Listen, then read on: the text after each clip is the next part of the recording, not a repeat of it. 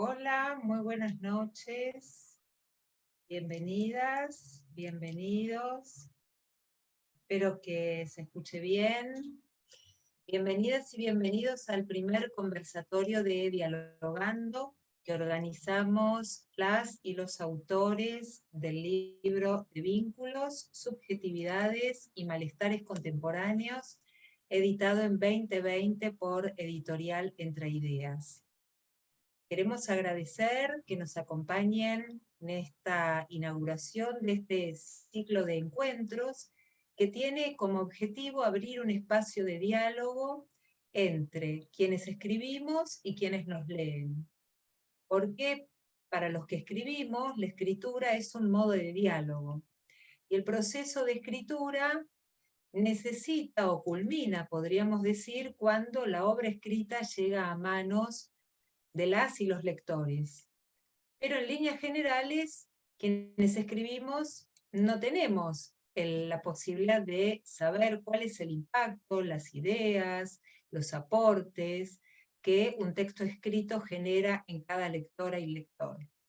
Entonces, esta es una oportunidad para poder intercambiar con ustedes acerca de lo que produce la lectura de alguno de los textos de este libro. Para quienes no tienen el libro y no lo conocen, este es un libro que fue escrito plenamente en pandemia, a quienes conformamos el conjunto de autoras y autores, y yo como compiladora, nos mantuvo activos y reflexivos, e intentamos pensar acerca de la subjetividad y los vínculos en sus diversos modos de presentación y atravesados por diversas manifestaciones del sufrimiento y del malestar en nuestra cultura contemporánea. En el día de hoy vamos a dialogar con Abel Zanotto, que es autor del capítulo de la asimetría generacional a la asimetría vincular, de los padres a los pares. Él va a presentar su capítulo. La idea es que se tome unos minutos de presentación para que tanto quienes tengan el texto como quienes no lo tengan puedan seguir este espacio de encuentro.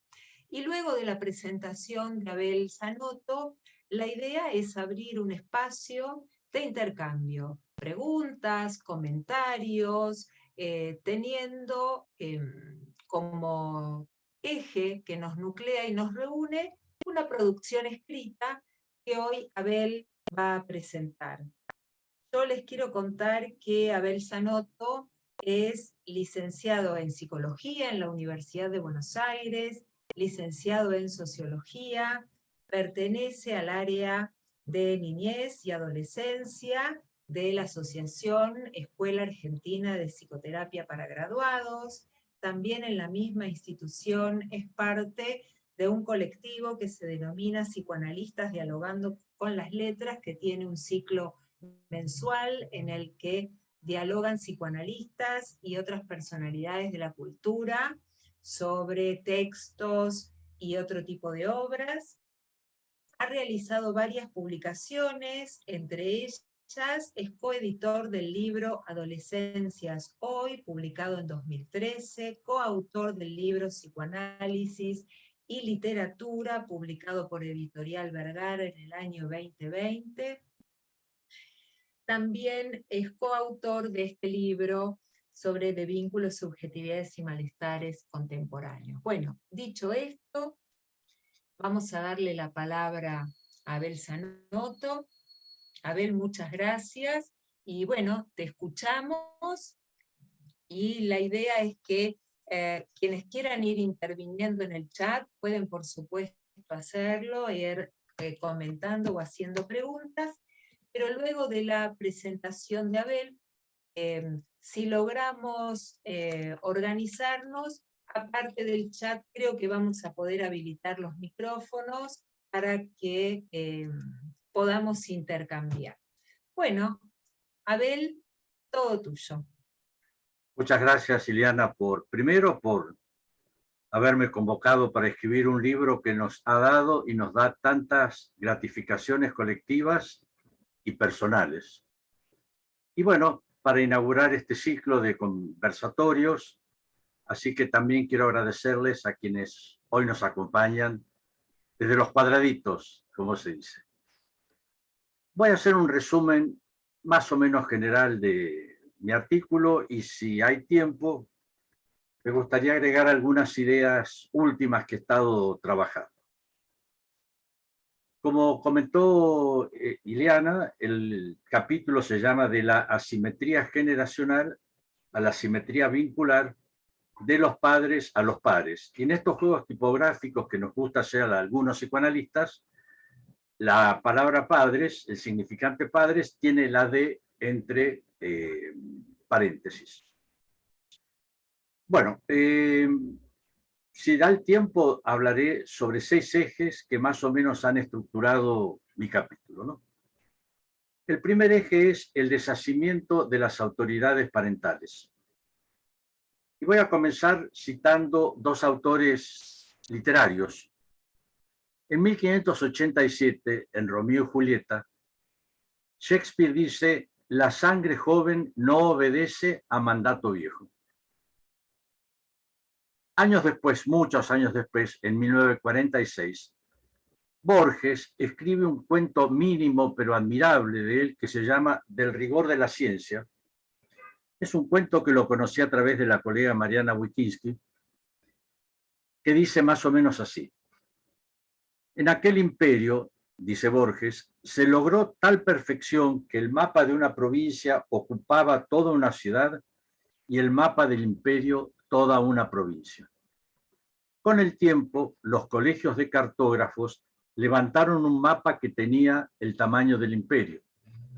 Pero, finaliza Borges, menos adictas al estudio de la cartografía, las generaciones siguientes entendieron que ese dilatado mapa era inútil y lo entregaron a las inclemencias del sol y del invierno. Acerquémonos ahora, los invito a algunos textos psicoanalíticos. En 1908, y en la página 217 de la edición de Amor Roto, Freud dice en la famosa novela familiar de los neuróticos que en el individuo que crece, su deshacimiento de la autoridad parental es una de las operaciones más necesarias, pero también más dolorosas del desarrollo. Décadas después, exactamente en 1972, Winnicott afirmaba que si en la infancia la fantasía vincular tiene un contenido de muerte, en la adolescencia será de asesinato, dado que el crecer significa ocupar el lugar del padre. De la producción argentina voy a mencionar a 2 autores, Canciper y Marcelo Cao. En 1997, Canciper decía que la confrontación generacional es una cuestión nodal en la adolescencia para la adquisición y plasmación de la identidad individual y social. Y aprovecho para introducir una breve reflexión de nuestro colega uruguayo, Marcelo Viñar, quien dice que sublevarse contra la verdad oficial del adulto es un proceso imprescindible, saludable, aunque el desgarro no sea así, sin ruido y sin dolor. Por último, mi amigo y colega Marcelo Cao, en Ideales y Valores de la Adolescencia, se pregunta qué sucede en el choque entre lo que una generación pretende transmitir y lo que la siguiente admite como propia. Estaríamos así en un arco de tensiones necesariamente conflictivo, pero no necesariamente dramático, entre protagonistas de diferentes generaciones en un complejo despliegue de procesos de identificación, desidentificaciones, reidentificaciones, que si bien se expresan a lo largo de toda la vida, es en la adolescencia cuando adquiere una urgencia y una visibilidad más notable. Otra reseña bibliográfica. Esta es de la autora francesa Delphine de Vigan, que está especializada en literatura sobre la adolescencia, y dice: desde que cumplí 14 años, no parecerme a mi madre constituyó para mí una preocupación mayor, un objetivo prioritario. No quería parecerme en nada a ella y recibía como un insulto toda comparación precipitada entre nosotros. Lo heredado, en definitiva, enfrentándose a lo novedoso. Este malestar entre dos realidades que permiten el desarrollo histórico, es lo que decía Freud. Y en palabras de Cao, dice que si no está este enfrentamiento y esta herencia, siempre se tendría que comenzar desde cero, con lo cual no existiría la historia. En pocas palabras, la inmovilidad del tiempo pensado como las asfixiantes ruinas circulares borgianas, o el movimiento de la lógica algorítmica del movimiento y crecimiento ininterrumpidos. Como sostuvo Bettelheim en 1969, la juventud necesita probarse a sí misma oponiéndose a la generación anterior. Segundo eje.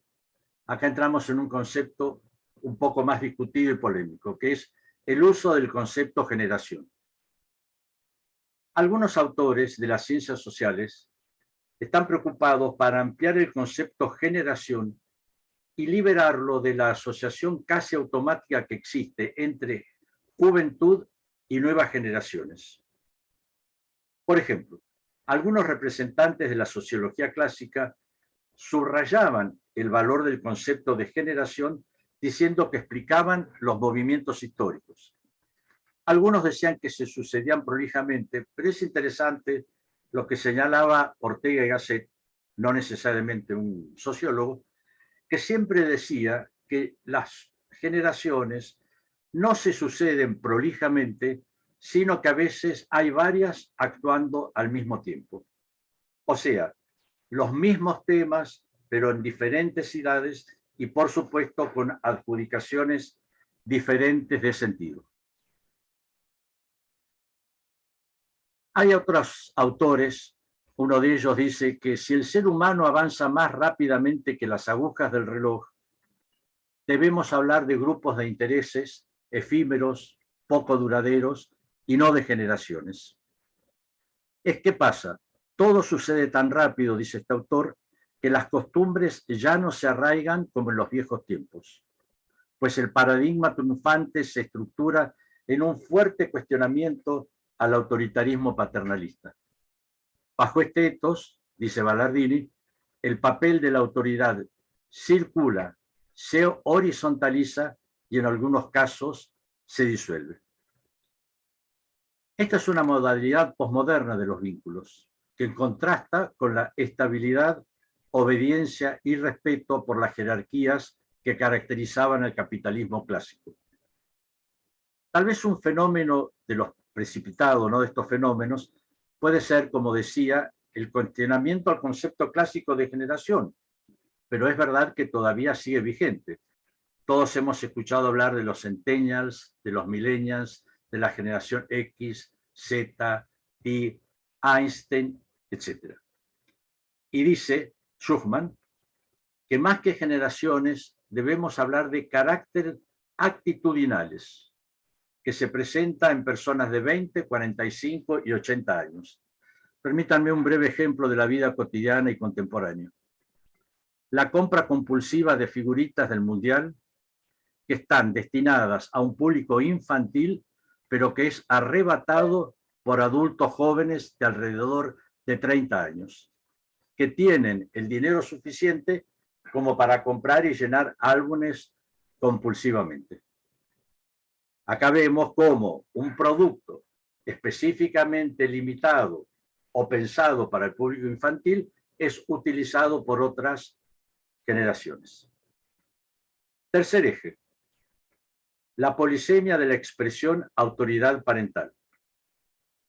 La expresión freudiana ya citada del deshacimiento de la autoridad parental abarca espacios más amplios que los hogareños y familiares, donde se juega la tensión entre lo endogámico y lo exogámico y conflictos intergeneracionales entre padres e hijos. Como veremos más adelante, el ámbito laboral y el ámbito en la iniciación de la vida sexual permiten enfocar estas extensiones y también en el espacio de la autonomía comunicacional juvenil. Quiero hacer un pequeño paréntesis y agregado en este sentido. Este tema de la autonomía comunicacional juvenil es un tema que estoy investigando últimamente. Se asocia con la cultura del dormitorio, ¿no?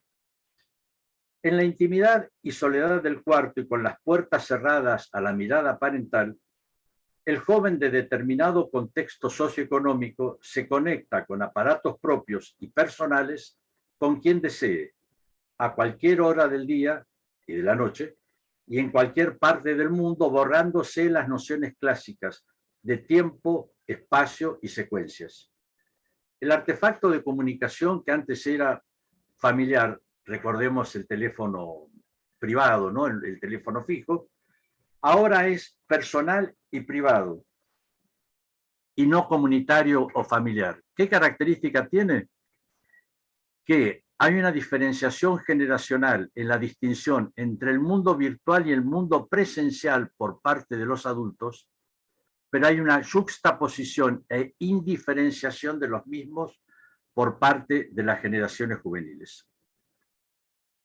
Cuarto eje, del nombre del padre a el nombre del padre.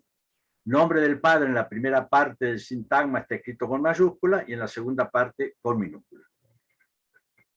Según la antropóloga Margaret Mead y el sociólogo Elías, nos encontramos entre tres tipos de sociedades: la posfigurativa, la cofigurativa y la prefigurativa. Voy a tratar de ser lo más claro con conceptos que son un tanto complejos. Y por lo tanto los voy a analizar un poco el significado, ¿no? En las sociedades postfigurativas, el futuro depende del pasado. Los antecedentes van guiando cada movimiento y el inmovilismo es evidente, o mejor dicho, los cambios inevitables en cualquier despliegue de lo humano en este tipo de sociedades son casi imperceptibles. La segunda categoría es sociedades cofigurativas, que si bien manifiestan cuestionamientos de las generaciones jóvenes a un orden patriarcal casi inmutable, la interdependencia entre pasado y presente se ve, se nota, ¿sí? Pero vayamos a las sociedades actuales, denominadas prefigurativas. En ellas hay una marca rotunda de deshacimiento de la autoridad parental.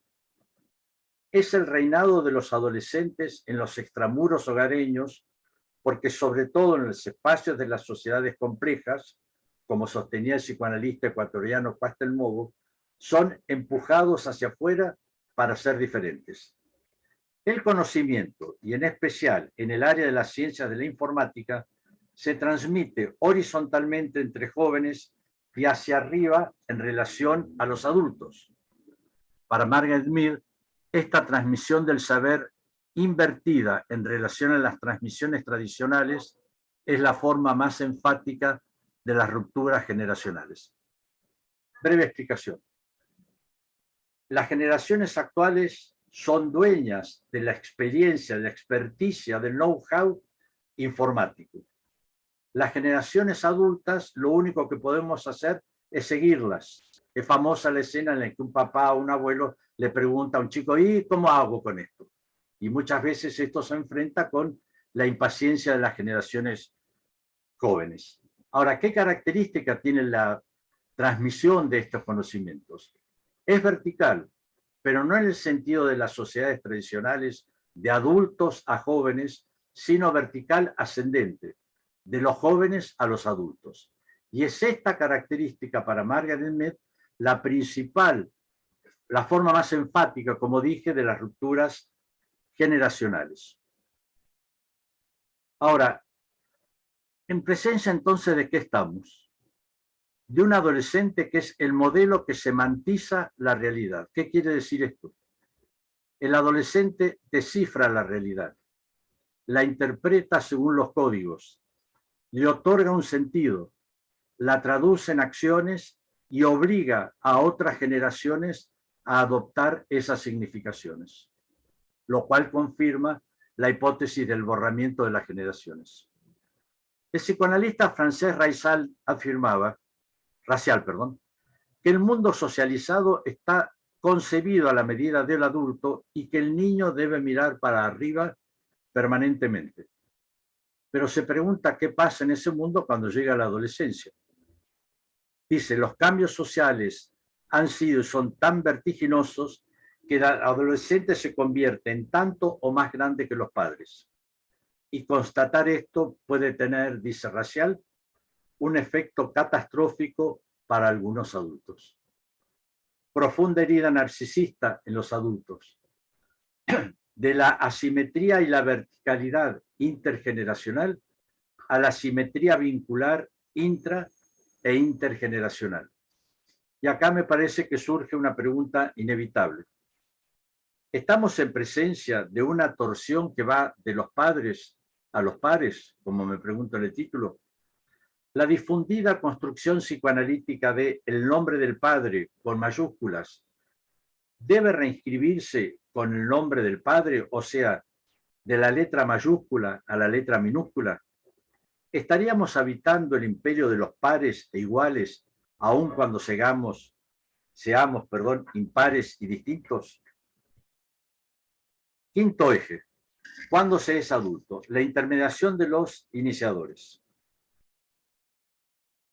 En 1982, la psicoanalista Doltoso tenía que el pasaje a la edad adulta se traduce en términos de independencia económica. Entre nosotros, los sociólogos, hay dos sociólogos que afirman que el acceso al primer empleo, o sea, el acceso a la vida laboral formal, es para algunos sectores un símbolo de pasaje en la vida adulta. Hay otros autores que le agregan el tema de la vivienda independiente. O sea, dos autonomías fácticas y simbólicas que podríamos definir como autonomía económica y autonomía habitacional. Recordemos cuando ya hablé de la autonomía comunicacional. Ahora bien, ¿cómo se consigue ese primer empleo? ¿Cómo se logra el ingreso del adolescente tardío al trabajo adulto formal? Según datos de una encuesta realizada hace años, pero que mantiene absoluta vigencia, en un gran porcentaje se llega a través de la categoría general de contactos personales. En dicha categoría, ¿qué significa esto? Que dicha categoría prevalece el recurrir a amigos y o conocidos propios de una edad similar a la de los entrevistados.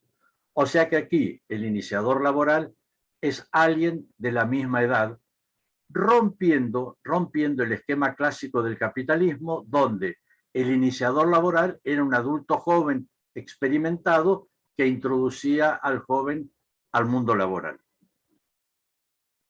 Esto lo podemos ver en dos especialidades que yo he investigado: las residencias médicas y el trabajo en el área tecnológico.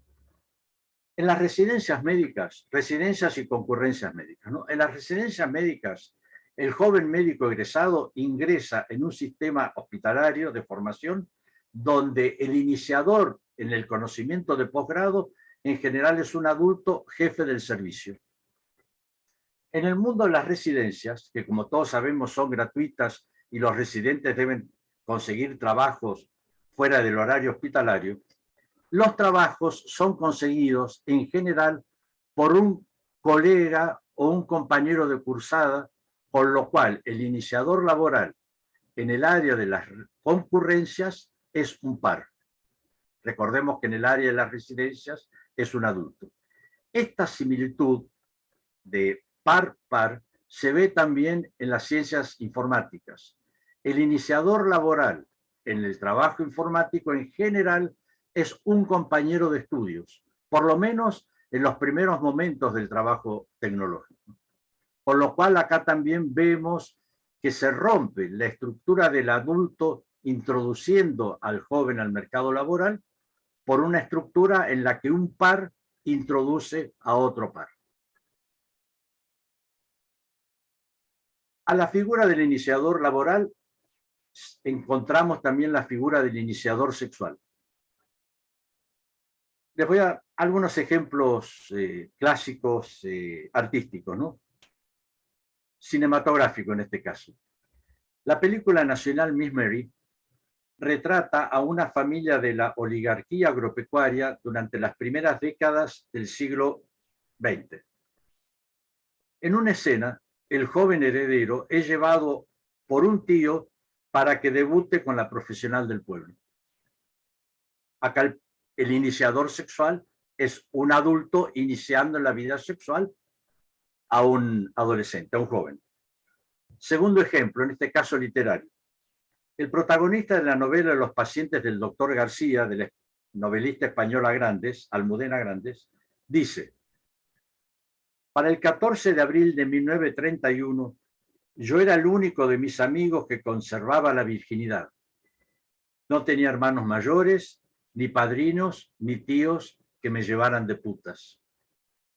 Más adelante el panorama es otro. Acá vemos cómo el iniciador es un joven a otro joven. Y nos detenemos brevemente en el cuento La madre de Ernesto, del escritor argentino Castillo. En una escena hay 3 adolescentes vírgenes que van solos a Alabama. Alabama es un club nocturno miserable en las orillas del río. En el piso superior trabaja una prostituta madura, ¿no? Dice el protagonista: qué joven. Después, los 3 estábamos en una sala pulcra, impersonal, como la sala de un dentista. Tratábamos de no hacer ruido. El que estaba dentro salió. Julio preguntó: ¿quién pasa? ¿Qué sé yo? Cualquiera. Por la puerta a medio abrir se oía el ruido del agua saliendo de una canilla.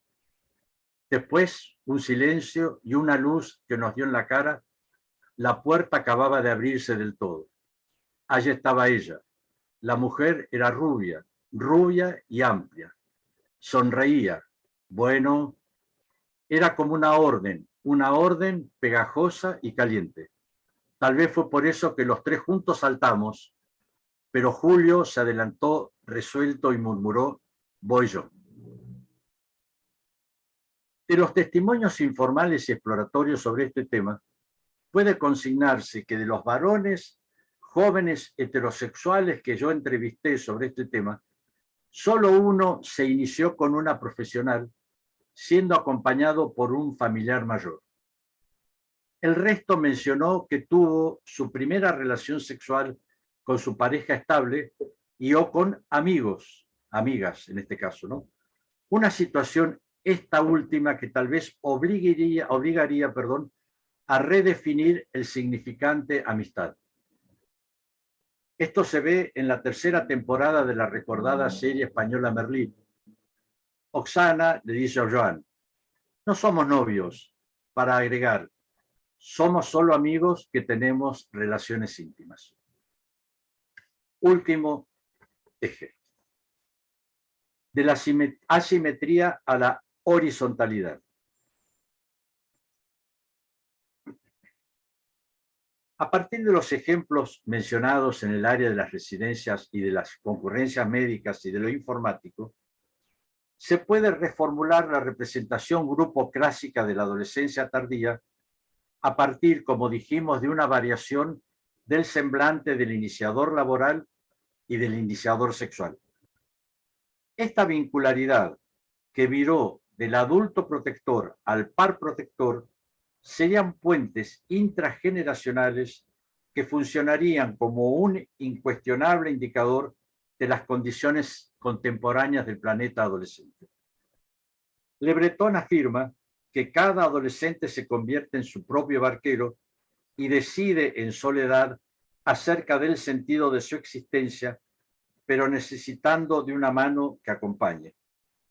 Ese iniciador mayor o ese iniciador par funcionarían como un sostén o un acompañante en un pasaje etario siempre difícil, pero que en el marco del neoliberalismo contemporáneo y acentuado hasta niveles insostenibles por la pandemia del COVID-19 y también por la pospandemia, puede adquirir características traumáticas. En definitiva, podría pensarse en un profundo cuestionamiento sobre la importancia del adulto en la vida juvenil como el pasaje tradicional que acompañaba y a veces determinaba la orientación del joven en el mundo adulto. Es más, en determinados saberes y en ciertas ocupaciones, es el adulto quien necesita del joven como ese pasaporte para acceder a mundos laborales complejos y resistentes para las experiencias de los mayores. Como sostuvo un historiador, ya estoy terminando, es la primera vez en la historia del mundo en que el adulto aprende del joven. La ya mencionada antropóloga Maren Mead imaginó este diálogo. Hace muy poco tiempo los mayores solían decir, ¿sabes una cosa? Yo he sido joven y vos nunca fuiste viejo. Pero ahora los jóvenes le pueden responder, nunca fuiste joven en el mundo en que yo lo soy. Bueno, muchas gracias. Bueno, Abel, muchas gracias por tu presentación. Aprovecho para dar la bienvenida a quienes se fueron sumando a este encuentro. Yo soy Liana Fischer, compiladora del libro de Vínculos, Subjetividades y Malestares Contemporáneos, y Abel Zanotto es uno de los autores. Le decimos a quienes se han sumado, y hoy Abel lo que ha hecho es una presentación de los ejes centrales de su capítulo para invitar a este intercambio, ¿sí? Ya sea hayan leído el texto o no, porque bueno, la idea es traer estas temáticas tan actuales para pensar acerca de el tiempo, de la hipermodernidad, los vínculos entre adultos y las adolescencias, los vínculos dentro de las adolescencias, y este tiempo y esta operación central que es el deshacimiento de la autoridad parental.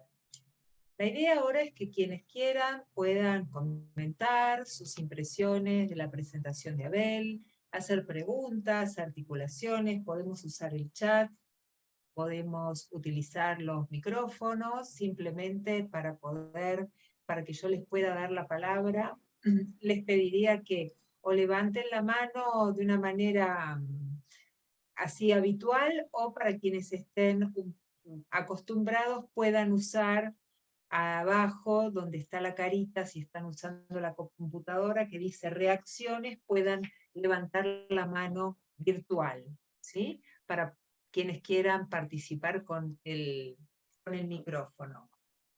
Yo en principio voy a romper el hielo, ¿sí? Mientras van pensando preguntas o intercambios, ¿sí?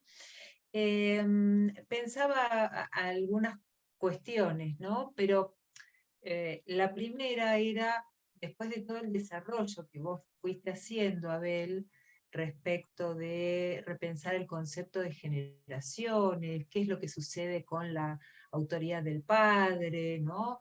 Y demás, volver como al inicio de tu primer eje, ¿no? Después de todo el desarrollo, donde vos lo que planteás, tomando otros autores, voy a tomar la cita que traes de Canciper, que es que la confrontación generacional es una cuestión nodal, ¿sí? En la adolescencia, para la adquisición y la plasmación de la identidad individual y social.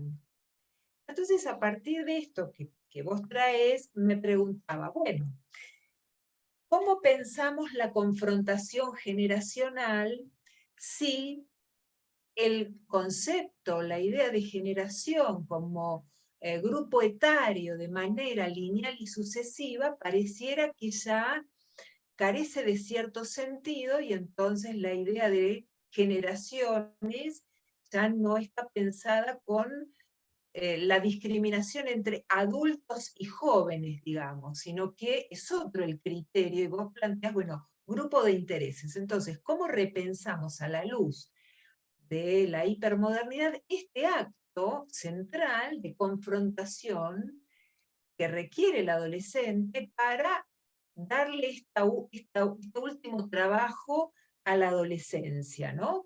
Y esta salida después del tiempo adolescente, el ingreso progresivo a la vida adulta. Traigo esta cuestión, después en todo caso, bueno, seguimos conversando.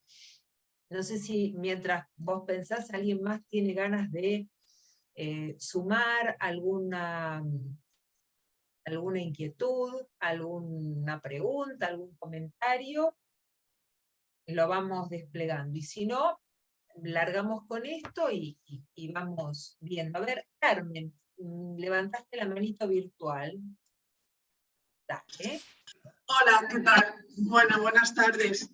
Yo soy Carmen García, estoy haciendo una pasantía aquí en Buenos Aires, pero soy de Madrid y estoy haciendo la residencia de psiquiatría.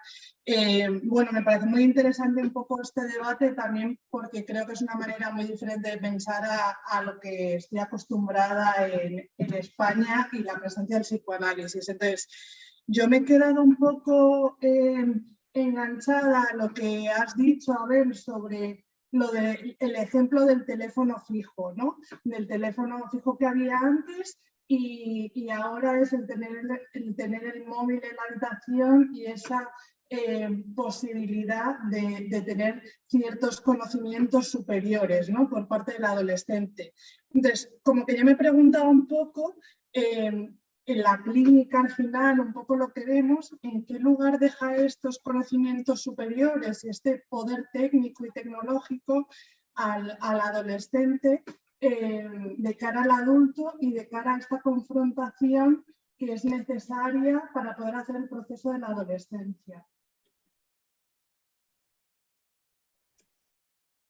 Bueno, gracias, Carmen, por tu aporte. Abel, ¿querés? Sí, cómo no. Ale. Algunas ideas, ¿no? El tema es complejo, tengo más preguntas que respuestas. Voy a ver qué puedo responder. El tema generacional, no solamente el significante de generación es el eje de un debate epistemológico fuerte, como señalé, sobre todo en las ciencias sociales, pero más allá de eso, en la estructura social, en la vida social en general, existe un fenómeno, que es una palabra un poco larga, que se llama la adolescentización generalizada de la sociedad, ¿no es cierto? Cuando yo me refería al adolescente como que semantiza la sociedad, la interpreta y da un sentido que es tomado por las generaciones, por las otras generaciones. Podríamos reformular aquel famoso aforismo de Freud, de Su Majestad el bebé, pensándolo actualmente como Su Majestad el adolescente, por lo menos en algunos sectores psicosociales, ¿no es cierto? Donde el adolescente es el eje de la estructura social en cuanto al uso de prácticas y de consumos simbólicos o no. Ahora, el adolescente tiene anticuerpos, tiene como antenas, puede ser una explicación relativamente sencilla, que captan estos movimientos con mucha facilidad y tiende a refugiarse en espacios cada vez más propios y crea, por ejemplo, rituales. En la Argentina, Carmen, está el ritual de la previa. La previa es un ritual creado por los adolescentes. Los rituales son en general anónimos, se pierden en la noche de los tiempos, diría algún poeta poco original, pero en el tema de la previa adolescente es una creación ubicable en el tiempo y en el espacio. Se produce alrededor de los de las últimas décadas del siglo pasado, con el consumo generalizado del alcohol, y el adolescente crea un espacio vallado para el adulto. El adulto no puede participar. Otro espacio donde esto se ve fue la migración de las poblaciones adolescentes de Facebook a otras redes sociales. Cuando los adolescentes, que fueron quienes comenzaron a usar Facebook, ven que aparece la invasión del adulto, automáticamente migran a otros espacios.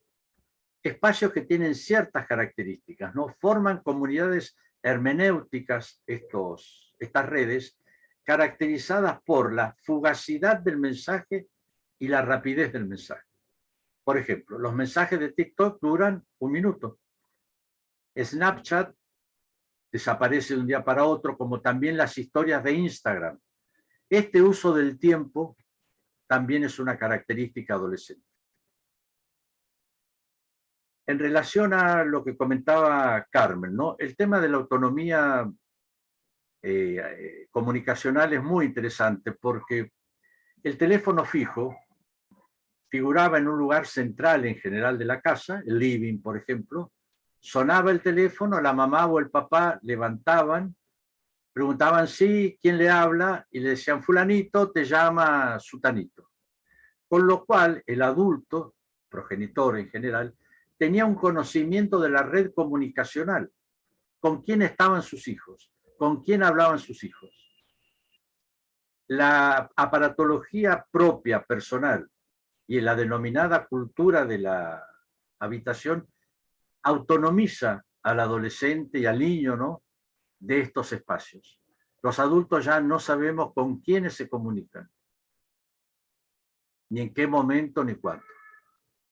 Ahora, en la última revista ENIA hay un artículo que lo recomiendo, es un estudioso italiano, creo, que habla de la banalización de la enseñanza a través del uso indiscriminado del teléfono celular. Y dice que de a poco va quebrando la capacidad de investigar de la gente y de la memoria, dice. Por ejemplo, estamos en cualquier reunión y aparece un término que no conocemos. ¿Qué hacemos? Google. Lo googleamos automáticamente. No hay un trabajo de elaboración, de recuerdo, de memorización, y según este estudioso es uno de los grandes problemas que tiene el uso indiscriminado del celular. No hablemos de la intermediación cultural del celular. Es realmente irritante ir a cualquier lugar y ver cómo hay una pareja comiendo y cada uno conectada con su celular. ¿Dónde está la interacción cara a cara entre ellos? Siempre hay hay un tercero que parecería ser que es más interesante que quien tengo enfrente. Bueno. Yo me preguntaba, Abel, voy a fijarme si alguno de ustedes también quiere hacer alguna pregunta o algún comentario. Aprovechamos para darle la bienvenida a Marcela Pereira, que acaba de sumarse, que es la editora de Editorial Entre Ideas. Bueno, hola Marcela, ¿cómo estás? Estamos Hola aquí Iliana, ¿qué conversando. tal? Hola Abel, qué gusto escucharte. ¿Qué tal, Marcela? ¿Cómo estás? Los conversatorios siempre los pensamos como una actividad breve, que duren 1 hora y 10, no más, para que quienes estamos en Buenos Aires podamos unirnos al horario de la comensalidad familiar y no terminar tan tarde, ¿no? Que nos hemos habituado con la virtualidad tal vez a horarios muy extensos. Lo que pensaba respecto de esta cuestión de la asimetría a la simetría, pensaba tal vez en algunas, y la cuestión de la confrontación, pensaba en algunas cuestiones, por ejemplo, si es que en el tiempo actual la confrontación entre las figuras, digamos, parentales o sus sustitutos y las generaciones adolescentes, si es que la confrontación se ha desplazado a otros sectores, ¿no? Más discursivos. Te digo, esa confrontación que tal vez en tiempos anteriores era más ruidosa, ¿sí? La rebeldía, algo más del orden de la acción, ¿sí? Entre el mundo de adultos y jóvenes, si es que ahora nos encontramos en un tiempo en el que esa confrontación se da tal vez en relación a la pertenencia a diversos discursos, ¿no? Es decir, los discursos que oferta en la actualidad la cultura a la que se pertenece, son como ofertas de pertenencia a las generaciones jóvenes y en el sostenimiento de esas ideas se produce la confrontación, que es más a nivel de lo discursivo intelectual y no tanto en lo ruidoso, ¿sí? Del portazo y de, bueno, esas escenas un poco vehementes que a veces caracterizaban otro tiempo adolescente, ¿no? Entonces, bueno, quería traer un poco esto para pensar estas cuestiones, a ver de qué modo, digamos, pudo haber mutado algo de esta confrontación que decimos que es muy necesaria. Verónica Castillo está con la mano levantada,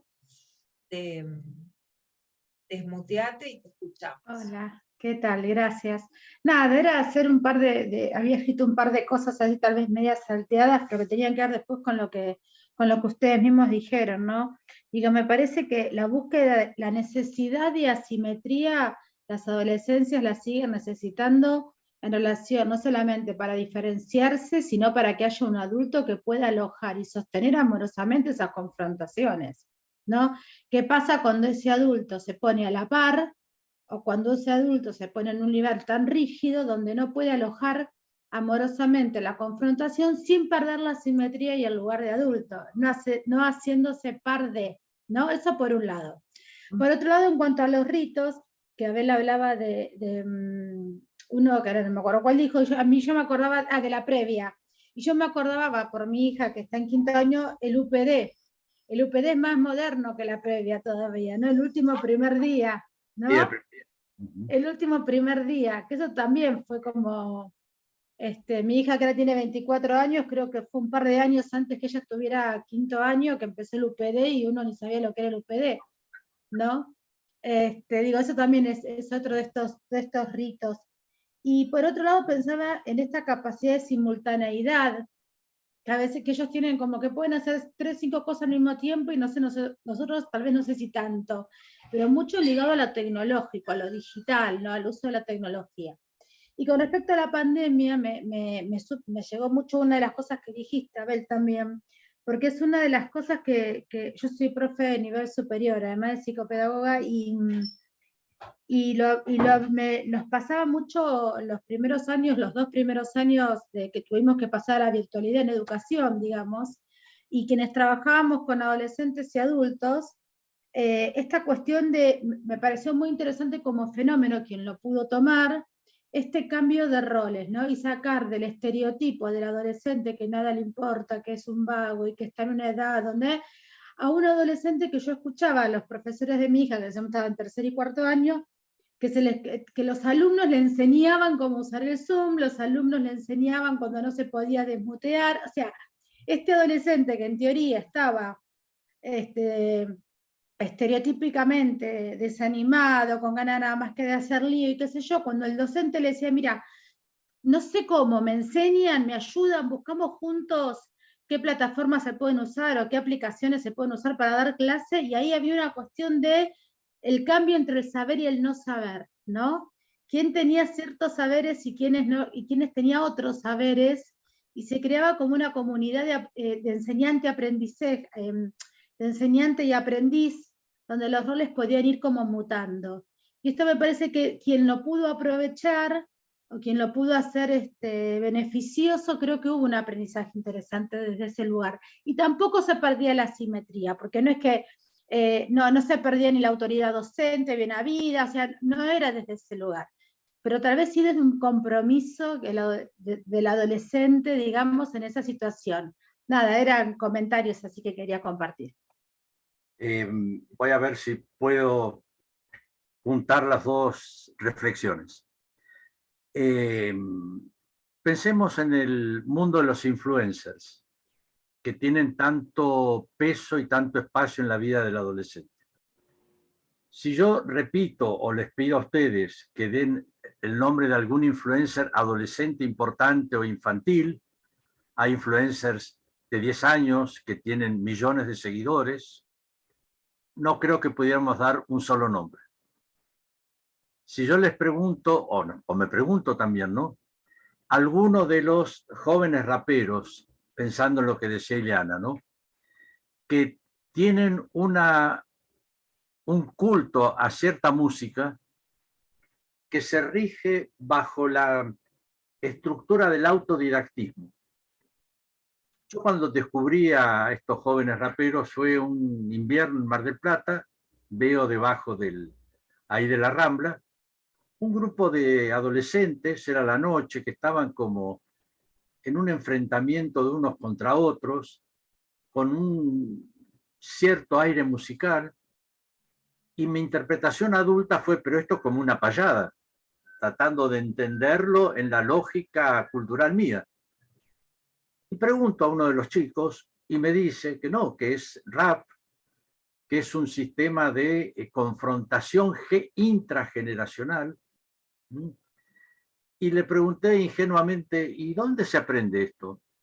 En ningún lado, me dicen. ¿No hay profesores? No, dice, a lo sumo hay algún tutorial, que es otro tema muy interesante, Verónica, ¿no? El tema de los tutoriales, ¿no? Desplazando, o los videos, desplazando a los profesores tradicionales. Entonces, este autodidactismo también borra, o no sé si borra, pero suaviza las diferencias generacionales. Un adolescente que le gusta el rock tiene que aprender a tocar la guitarra o el equipo o el instrumento que sea con algún adulto, con algún maestro, que a veces puede ser un par. En el mundo del rap, que por otro lado, uno de los raperos fue el que más discos vendió el año pasado, Woz, eso lo hemos visto todos, infinidad, millones de discos vendió, donde en circuitos de aprendizaje por fuera del aprendizaje de adulto mayor a joven, como vos señalás, Verónica. Ahora hay un fenómeno que en algún momento lo pensé y escribí un trabajo, pero no avancé en ese tema, que tiene que ver con la horizontalización y con la adolescentización de la sociedad. No solamente es un fenómeno del joven, sino es un fenómeno del adulto que al tratar de asemejarse al adolescente, no está pudiendo deshacerse, no puede hacer un deshacimiento de las figuras filiales.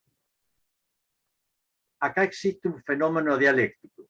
El deshacimiento de las figuras parentales por parte del adulto, una concepción teórico y clínica que responde a la conceptualización positivista de Freud, ¿no es cierto? Y del mundo capitalista de Freud, donde el mundo capitalista de Freud me refiero al contexto, ¿no?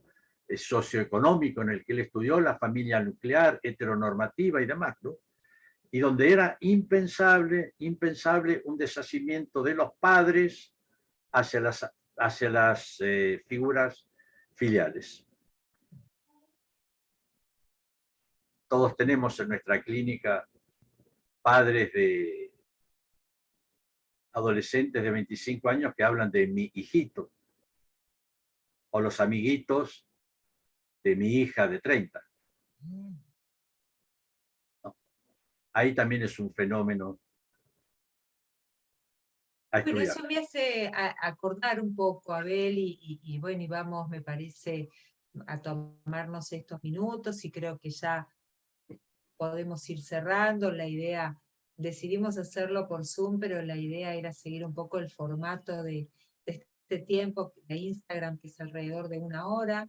¿Sí? Es un encuentro para conversar. Pensaba esto que vos traes, ¿no? Que este concepto que plantea Butón sobre lo puberal, que es un trabajo de ida y vuelta, ¿no? Por un lado, los hijos deben realizar este trabajo de metabolización, ¿no? De este nuevo tiempo de lo puberal, ¿no? Si bien no tiene que ver con el deshacimiento de la autoridad parental, pero también los padres deben hacer ese trabajo de lo puberal, ¿no? O sea que para, digamos, la tarea del deshacimiento de la autoridad parental, como vos la traes, es de vía doble.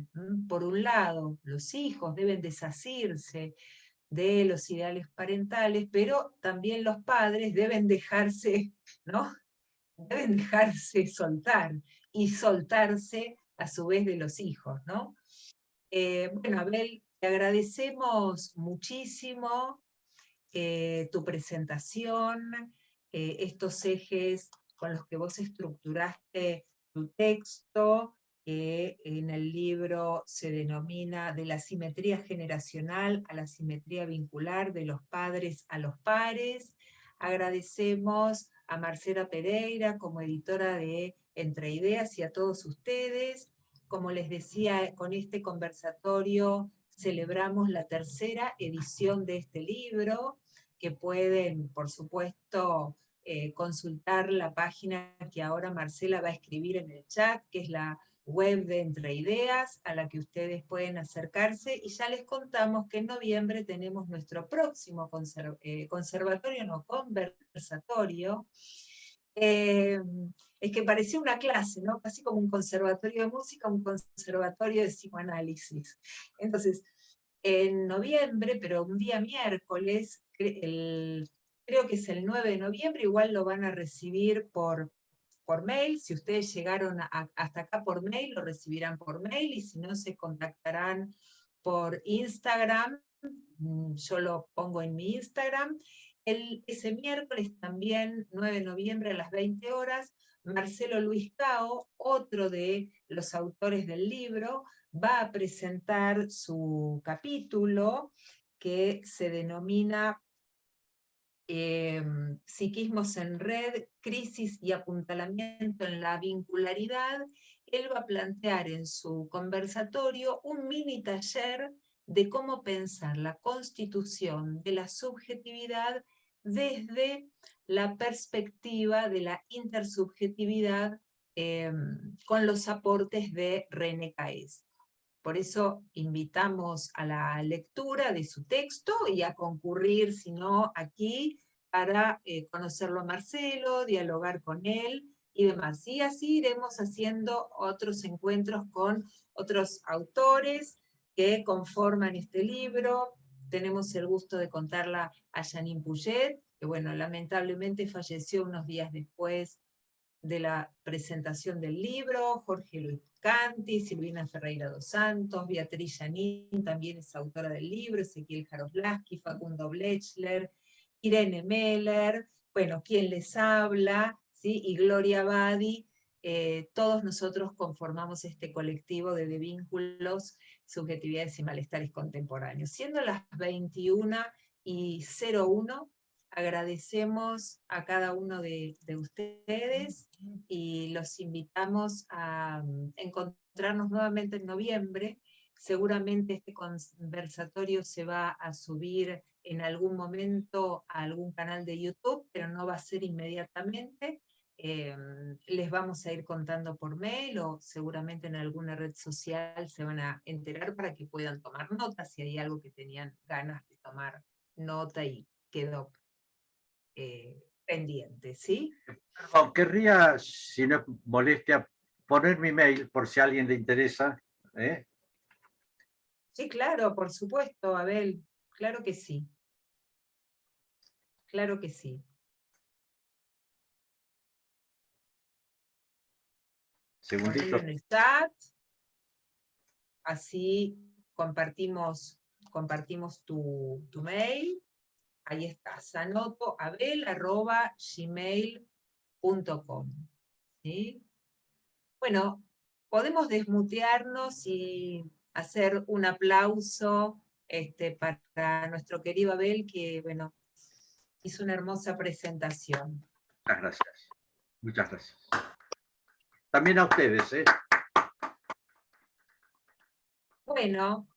Muchas gracias, muy buena la presentación, muy interesante. Bueno, Muchísimas gracias. gracias Cristina. Muchas gracias. Muchas Les gracias. esperamos en noviembre nuevamente, ¿sí? Muchas gracias. Hasta luego. Gracias.